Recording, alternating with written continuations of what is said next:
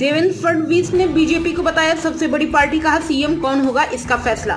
महाराष्ट्र में 5वें चरण का चुनाव 20 मई को है। इस दौरान मुंबई की 6 सीटों समेत कुल 13 सीटों पर मतदान होगा। राज्य में बीजेपी ज्यादा से ज्यादा सीटें जीतने के लिए एड़ी चोटी का जोर लगा रही है।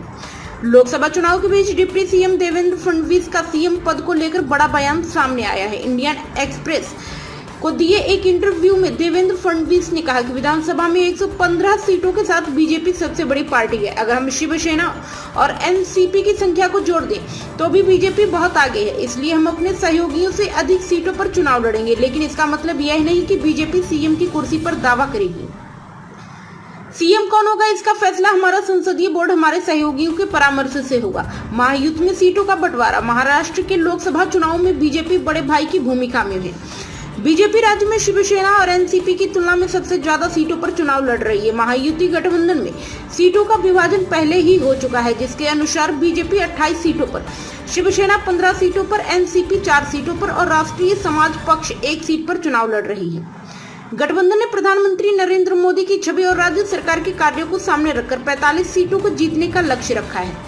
बीजेपी जिन 28 सीटों पर अपनी ताकत आजमा रही है, उनमें मुंबई और नागपुर के विभिन्न क्षेत्रों सहित चंद्रपुर, भंडारा, गोंदिया, गढ़चिरौली, चिमूरी, अकोला, अमरावती, वर्धा, नांदेड़, लातूर, शोलापुर, माड़ा, सतारा, रत्नागिरी, सिंधुदुर्ग, नंदुरबार, जलगांव, रावेर, जालना, पुणे, सांगली, अहमदनगर, बीड, धुले, डिंडोरी, पालघर और भिवंडी शामिल है।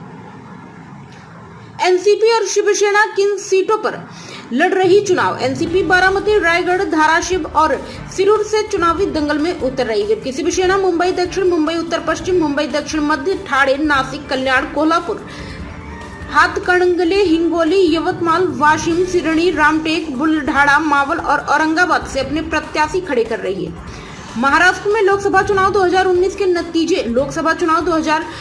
नतीजों की अगर बात करें तो बीजेपी ने कुल 25 सीटों पर चुनाव लड़ा था, जहां पार्टी ने 23 सीटें जीती थी। शिवसेना ने 22 में से 18 सीटें अपने नाम की। दोनों दलों ने मिलकर कुल 48 लोकसभा सीटों में से कुल 41 सीटें जीती, जबकि एनसीपी ने 4, कांग्रेस, एमआईएम और एक निर्दलीय प्रत्याशी ने एक सीट पर विजय प्राप्त की थी।